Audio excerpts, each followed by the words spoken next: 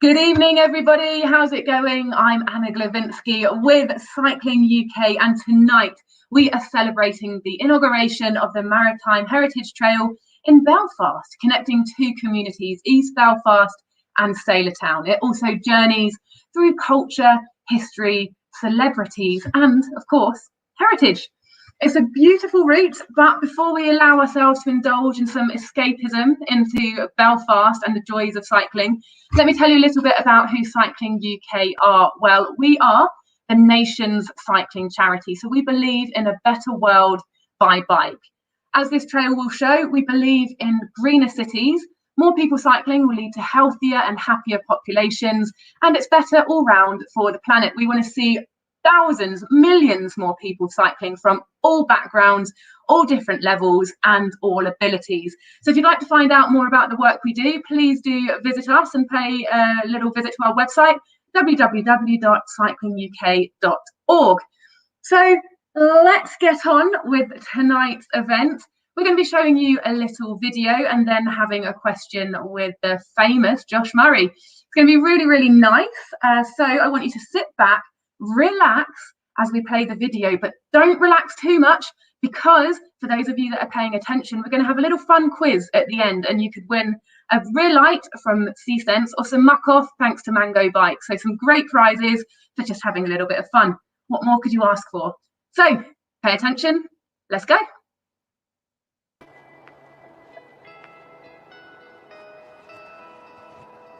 Hi, my name's Josh Murray. I'm an engagement officer with Cycling UK, and today we're going to take a journey from East Belfast at C.S. Lewis Square across the Maritime Mile over to Sailortown as part of our Roots and Roots project.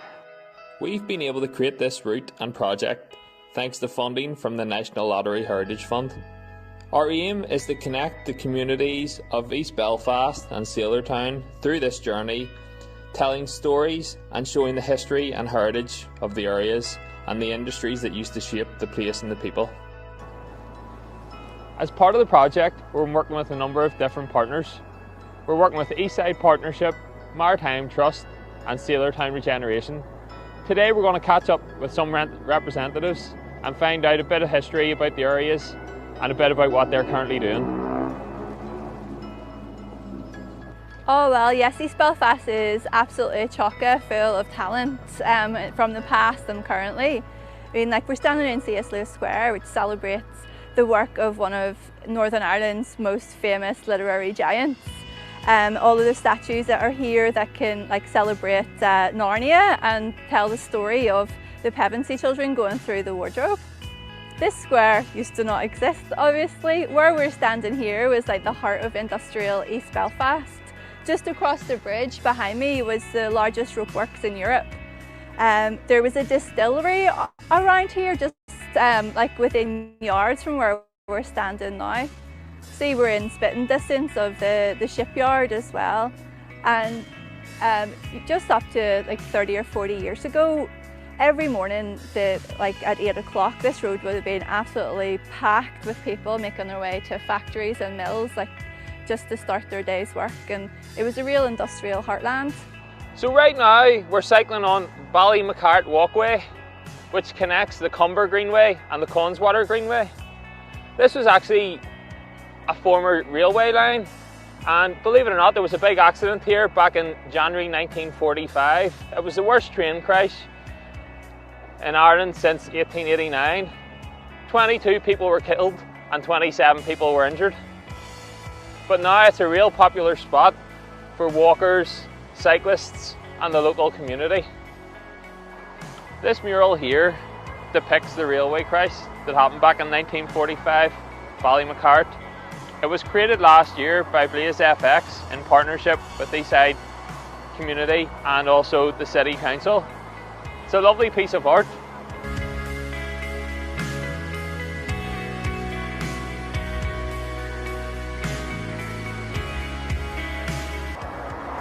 So here behind us we'll have the famous cranes, Samson and Goliath. So a couple of known facts. Goliath's the older of the cranes, produced in 1969, but the smaller of the cranes at only 96 metres. Samson, the younger crane, produced in 1974, is taller at 106 metres. Back in the day, there used to be nearly 35,000 employees working in these shipyards. But unfortunately, the last ship was launched in 2003, and it's now just used for structural design. This is a special place for me because I haven't actually stood on this spot since 1994. I used to work in the shipyard. In fact, I served my time in the shipyard. I was an apprentice from 1986 till 1990, and then I was a planner for 4 years after that. So I was in the drawing office to start off with, which is now the Titanic Hotel, and I was in the drawing offices there, and then I went to the manufacturing shops, which are no longer here. They're all gone. But back in the day, we seen 12 ships being built here, and the strange thing about it is it was a place where for many people their Christian faith was nurtured as well, and that happened to me as well. Whenever I was in the training centre, I remember us being given New Testaments whenever we finished our basic training for steelworking and welding in the training centre.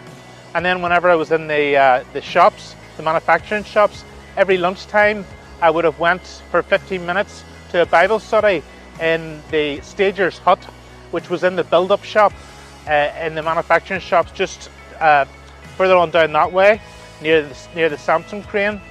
And we would have had a Bible study every day, and it was led by a guy called Albert, and he was brilliant with the Bible. And I have to say that what he did was something very special, and it's something that I still treasure to this day.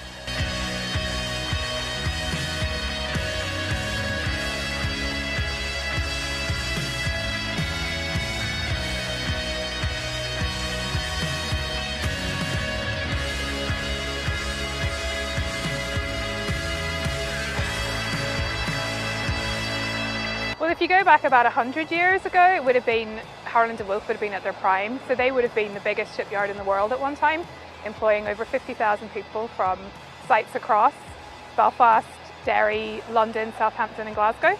So they had a huge operation, and most of it was based here from sort of where the SSE Arena is now to the far end of the Queen's Road.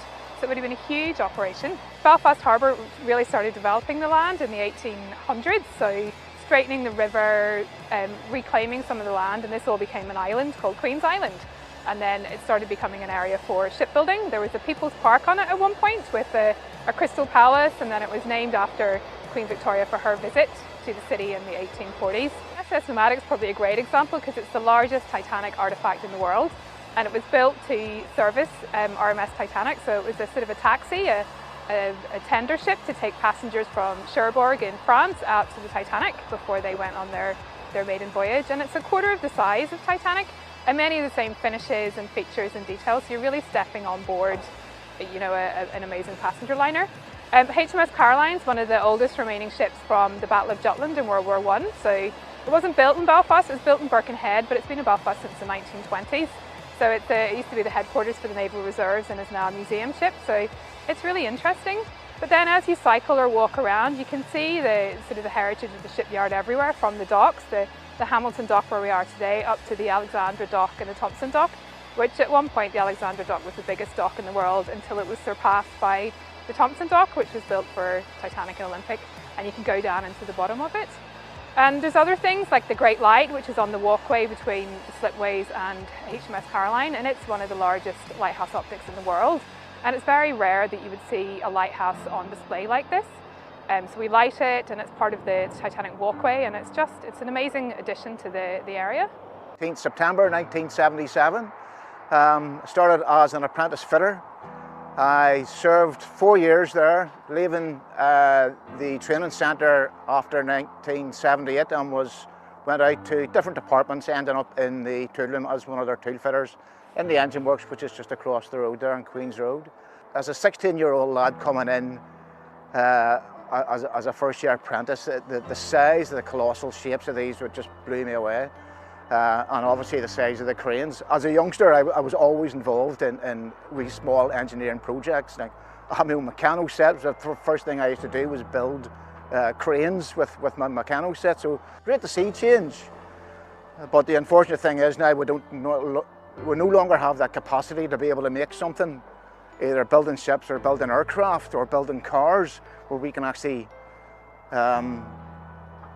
build a complete unit and either sail or fly or drive away from. All we make now is just small components of, and then they go on further on for other assembly.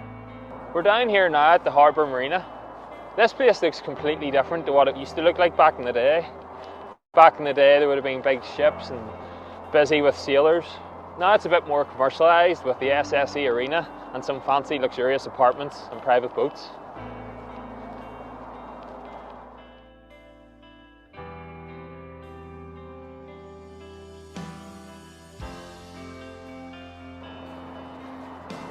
We're here now at another landmark synonymous with Belfast, the Salmon of Knowledge, or as most people know it, the Big Fish. This was commissioned back in 1999 to celebrate the regeneration of the Lagan side area, and it was created by a mosaic artist called John Kindness. So we can see from the tiles that they're full of pictures and stories from back in the day, and they all tell a story of what the area used to look like through images and text and newspaper cuttings.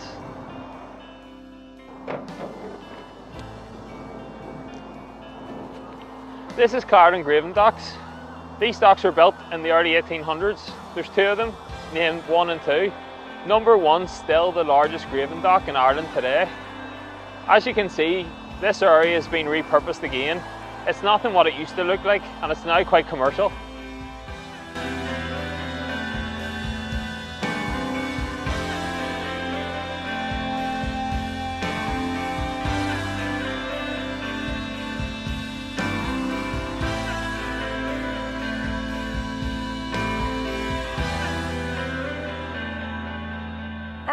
My daddy was a bicycle man. Could have took a scrap from anywhere and made a bike. And he kind of, everyone knew him because most of the dockers went to work on bikes. There wasn't loads of cars or anything. So everybody knew him to get their punctures fixed and whatever else they needed, their brakes and stuff like that. And a lot of people came to buy bikes off him that he had made if they liked them. From a kebwalk, I think I maybe took 2 minutes to learn. That's God's truth. He took you out to the door, you sat on it, he fixed the seat that you were comfortable, that you could reach the pedals. Now I'm going to walk along beside you and I just don't go easy, go easy. And before you knew it, you were at the top of the lane, he was still at the door.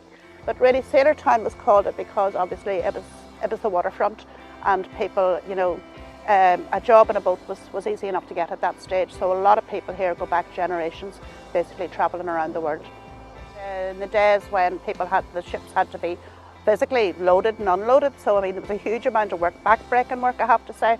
Then there were a lot of people who maybe took up jobs as cabin boys, you know, on boats, and ended up becoming able-bodied seamen, donkey men, all those names that you have for people that travelled everywhere. Talked a lot there about Sailor Town and about how it was a hive of activity, but when the motorway was implemented in the late 60s, early 70s, most of the houses were knocked down and people were moved out all around Belfast. They were moved out to all the big housing estates, and tower blocks were built at the time.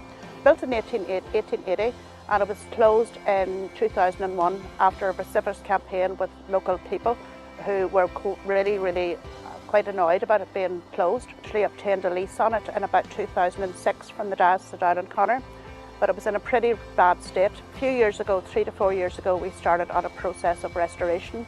So we have got it now to the stage where it is able to be open for meanwhile use. We still have a way to go on it. The Sailor Town regeneration is not just about the church, it's about bringing a whole area back to life, and not just an area you know, full of hotels and offices. This is about the people of Belfast. It's about bringing a community back to the area. I've thoroughly enjoyed myself today, travelling from East Belfast across the Sailor Town, taking in the maritime area, learning about all the history and the heritage. It's been great to speak to people like Colin and Bernie and Jonathan and learn about their stories and their lives and their experiences. It's also been great to speak to people like Lisa and Terry and Siobhan and find out what their organisations are doing, and it's been great to partner up with them. I hope you've enjoyed this journey and I hope this will encourage you to get down and take part in our Roots and Roots project. All the best.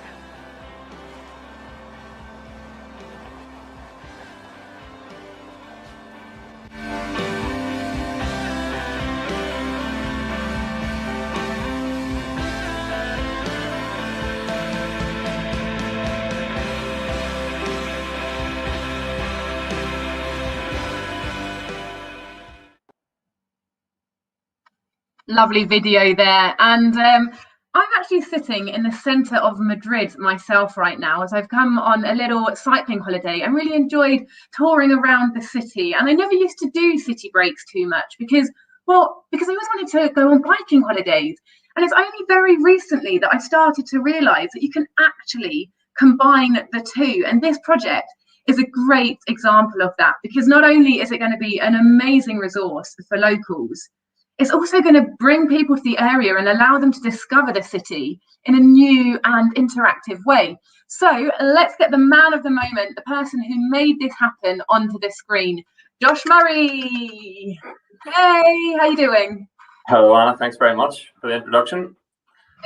Lovely to see you here. Why does cycling mean so much to you? Why is cycling important to you? Cycling means a lot to me because I suppose my dad got me into cycling. So that was a big thing for me, being able to ride and do a sport with my dad. And it's just getting out in the fresh air and clearing your head. It's just for me, there's no better sport.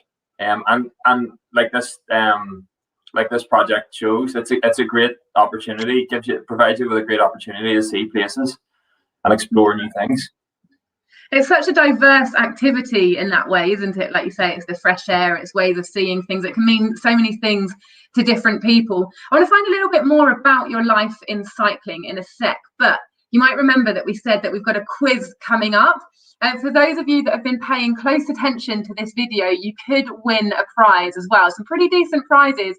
You could win some muck off thanks to Mango Bikes, or a C-Sense light thanks to C-Sense. So some really great prizes. If you've been paying attention, get into the comments bar. So you can see the chat bar there. You can use it right now to say hi. Also see that Geraldine's there, Duncan, Matt. So really great to see people already using the comments bar. That's where you're going to put the answers. So let's get the first quiz question onto the screen. And we're going to ask you, which character from the Narnia books overlooks the C.S. Lewis Square? So this was quite early on in the video, and it's a really nostalgic question. I think whenever we hear anything about Narnia, it just transports us straight back to our childhoods. So get the comments into the chat bar. And Josh, do you want to give the grand reveal? What's the correct answer? So the answer is Aslan, the lion. Aslan, definitely the coolest character in there. All right, next quiz question. Talking of C.S. Lewis Square, what used to stand in that area? So getting your comments in. I'll give you a little chance to write them down, because there are a few answers here. There are a few things that were going on in C.S. Lewis Square before it came what it is today. Josh, do you want to reveal any of the answers that we will accept as correct? So I think one of the answers Lisa said in the video was it was one of the largest rope works in Europe, and also a distillery. Yeah, so variety of things there, distillery and a rope works. So if you've got that correct, yep, Stephen, you've definitely got a right answer there. You might be in for a chance to win a prize. Next question, please, Nick. What did Ballymacarrick Walkway used to be? So this is now a walkway and indeed a cycleway. Josh, what is the answer, please? So the answer was a railway line, and that's where the train crash was. Yeah. So tragic story, but bringing communities together, and it's, you know, part and parcel of any city's history. What happens? And then the final question, let's get it up onto the screen. So we've got Matt here guessing that everything is a railway. See if you can come up with something different for this question. How did the shipyard cultivate a culture of Christian faith? So we saw the Reverend speaking there, and he talked about what what the shipyard meant to him growing up when he just started there as a young boy. And Josh, what's the answer? So there were 15-minute Bible classes they had on their breaks. Excellent. Brilliant. So next, going to take a look at the comments and pick a winner, and we'll do the grand reveal in just a couple of minutes. Josh, so you're saying that you started cycling with your dad and you love being outdoors and being able to see different things. So what kind of cycling do you normally do? So I think when I first started off, my dad, he's big into club cycling and he raced a bit. So I got into the club cycling at the start, and then so I was mainly based on the road.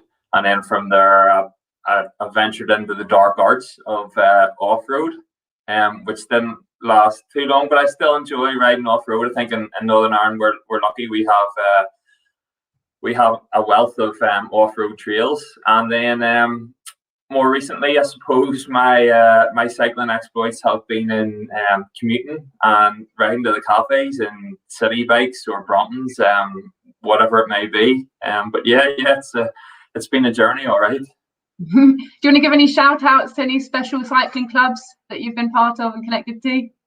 Yeah, so I spent most of my time in the Maryland Wheelers, was heavily involved with them, and I did a 2-year stint with Phoenix Cycling Club in Belfast before returning to Maryland. So yeah, two great clubs, two fantastic clubs. So if anyone from Maryland or Felix are watching tonight, do give us say hello in the chat there. And what would you say is your happiest cycling memory? If you think of cycling and your life, what really brings back your fondest memories? I would say my best memory from cycling would actually be going to the Tour of Flanders in Belgium. It's Flanders, for anyone who's into bicycle racing will know how prestigious the Tour of Flanders is, and we went over and we rode the Sportief on the Saturday and then watched the race on Sunday, and it was fantastic. And I remember actually writing a blog about it, and I shared it with my colleagues in Cycling UK. And funny enough, I was writing in the blog that during the Sportief you have your name on like a placard on the front of your bike, and I always remember coming up the Eau de Clermont, and there was a couple of spectators out watching, a young kid, and he was clapping, he was saying "Ali, Ali, Josh, Ali, Ali," and I was suffering big time, and the tears started to trickle down my face as someone was cheering me up the climb. It was a spectacular moment. It was a spectacular trip, and yeah, it's definitely my fondest memory on the bike. Amazing. And we've also got Johnny here from Momentum Cycling Club tuned in. So hi Johnny, nice to see you there. Cool. So we're going to do a big prize reveal right now. So the winner of the C-Sense light is Matt, and the winner of the muck-off is Stephen. Well done, you two. Cool. So I really wanted to talk a little bit about the route itself right now. Fantastic project, great achievement on your part. I mean, have you always lived in Belfast yourself? Yeah, well, I grew up in West Belfast, and then we moved out to Lisburn on the outskirts of Belfast. I know Lisburn technically is a city, but it's more sort of on the outskirts of Belfast. I spent a year in London, in fairness, and then yes, back to Belfast. But yeah, most of my life in and around the city. Excellent. And so what did your trip around and like all the research that you've been doing on this cycle route taught you about Belfast's recent history? Yeah, I think it really opened my eyes. I'll be honest, it's probably not an area of the city where I'd spent a massive amount of time. But I think if you look at that area of the city now, and it's so, it's so commercialized in the sense that there, see the SS arenas there, and then you'll have the fancy apartments, and then obviously the Titanic studios. So for anyone who is in and around that area, it's quite contrasting to see. For any Game of Thrones fans, they actually still have the set for the final scene at King's Landing is still erected, so you can still see it. But then at the same time, then you cast your eye to the side and you see the Harland and Wolff cranes, and like we've heard, they've been here for many years. They're so synonymous with Belfast, and the history and the legacy of shipbuilding is so relatable to the city. So it's good to see those different bits of contrast and learn about it. And it's been a fantastic experience for me. Yeah, I mean, it must be nice because you're almost seeing your own city through the eyes of a tourist. You know, it's right under your nose. It's always been there. But until you've done this bike route, you didn't know half the stuff of what you know now. Yeah, exactly. And it shows you there was such a different way of life. I think we all know obviously times evolve, but even to take, for example, the video, the black and white footage of the amount of people who would have cycled or walked to work. You know, not everyone had cars. Cars were a luxury back then. And yeah, it's great to see the way the city was, you know, back in the day and how it has transformed over the years. And, you know, talking of that evolution and that change, you've seen so much change. It's now become a very car-centric city. It's also become very modernised. The shipworks aren't the same as they used to be in terms of employment at all. What changes do you predict happening in Belfast going forward? Yeah, well, the other side of my job is I'm heavily involved with campaigns and would be lobbying politicians and so on. And I think we're on the cusp of seeing the Belfast bicycle strategy being released. So I have had a sneak preview of it. So I'm looking forward to seeing that and seeing some strategic networks, more cycling infrastructure put in place, more segregated cycling infrastructure, and just like people say, trying to change the way we live and accommodate, you know, that more active, healthier, greener style of getting about. And do you feel that is the way things will go? And do you have any thoughts on things that like connection of community and people? You know, in the modern world, we're often so glued to our telephones, we don't know our neighbours, things like that. Whereas we've just seen that in Belfast 100 years ago, there was such a strength in community. Do you believe that is something that we might in Belfast be able to go back to? Or do you think it's a modernising city? Yeah, no, I definitely think so. And I think if I know the old cliche that everyone uses at the minute is if this pandemic has taught us anything, it's that, you know, people want to reconnect with the outdoors. They want that outdoor space. And again, going back to this project, I spent a lot of time over the last couple of months down the Titanic area, and you have you know the stretch from sort of the Lagan Weir right up to the Great Lighton HMS Caroline, and it's all off road, it's all safe infrastructure, and the amount of people that have been wheeling and cycling, you know, all abilities, all ages, it's fantastic to see. And even, you know, we've seen the statistics from Belfast Bikes recently where they've said they've had a record amount of rentals in March, and they beat their previous record by 7,000. And it's fantastic to see people out and about and wheeling and cycling, and it just shows that this is what people want. So it's about it's about our politicians, I suppose, you know, seeing this and then acting upon it. And I'm a glass half full type of guy, and I do see hopefully good changes in the future that's going to accommodate this style of living. Yeah, and why do you feel like residents who already live there will benefit from finding out so much about the history as well? You know, is it just something to enjoy, or is there more to it than that? No, I think it's actually something to be proud of, and I really do mean that. Obviously, during this project, I've spoke to a number of people who have lived and worked in this area, and people who still do live and work in these areas. And I think when you think of what Belfast is famous for, what Belfast is good for, you know, all the industrialisation, the shipworks, and the people as well. People in Belfast are brilliant. And this project provides people with an opportunity to go and learn about their past. Like we say, everything's changing. The places are different.